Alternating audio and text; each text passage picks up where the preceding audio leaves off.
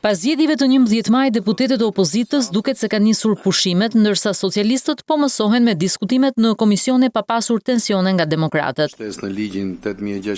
E vetmja që këtë të martë ka vijuar me ankesat për zgjedhjet ishte Ina Zhupa, e cila kryeson komisionin e mediave. Këtë radhë denoncimin e bëri për përdorimin e institucioneve arsimore për politikë. Hapur dhe në kundërshtim me ligjin, shkollat, mësuesët, drejtorët e shkollave si pjesë e fushatës elektorale të Partisë Socialiste për zgjedhjet e 11 majit. Përgjigjen e mori sërish nga Evis Kushi. Nëse keni fakte konkrete, por ama të jenë të dokumentuara dhe të provuara, përveç se ja jepni përfaqësuesve të ministrisë, sigurisht i dorëzoni edhe në institucionet siç është KQZ-ja apo edhe institucionet të tjera ligjzbatuese. Nëse ka një rast të tillë, jo të Facebookut. Aslan Dojani, që nuk arriti të rikonfirmojë mandatin, i vetëm në Komisionin e Ligjeve kundërshtoi ligjin për kartat e identitetit. Mendoj që ky projekt ligj nuk është i nevojshëm për faktin se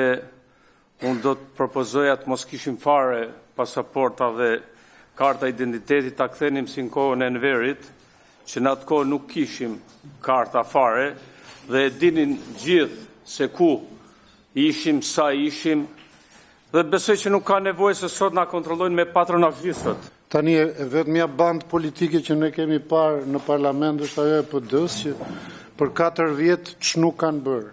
Në Komisionin e Sigurisë Nasip Naço uroi ata që morën mandate dhe falenderoi ata që i lanë. Duke uruar të gjithë kolegëve që morën një mandat tjetër për në vazhdim suksese, Sovrani foli qetë, pastër, bukur, pa gabime. Nga opozita dhe Ferdinand Xhaferi, që nuk u përfshi në listat e PD-s, kishte një vlerësim pozitiv për votimet. Këto ishin zgjedhjet e para në historinë e tranzicionit, ku nuk patëm asnjë akuzë për institucionin e presidentit, për shërbimin informativ kombëtar, për forcat armatosura dhe deri diku edhe për policinë për mos përfshirje në zgjedhje. Ndërsa në Komisionin e Ekonomisë demokratët nuk kishin vërejtje, por një batut erdhi nga Eduard Shalsi. Ti më ke shkruajt mua, më the çfarë do ndodhi me mua tash që s'jam deputet.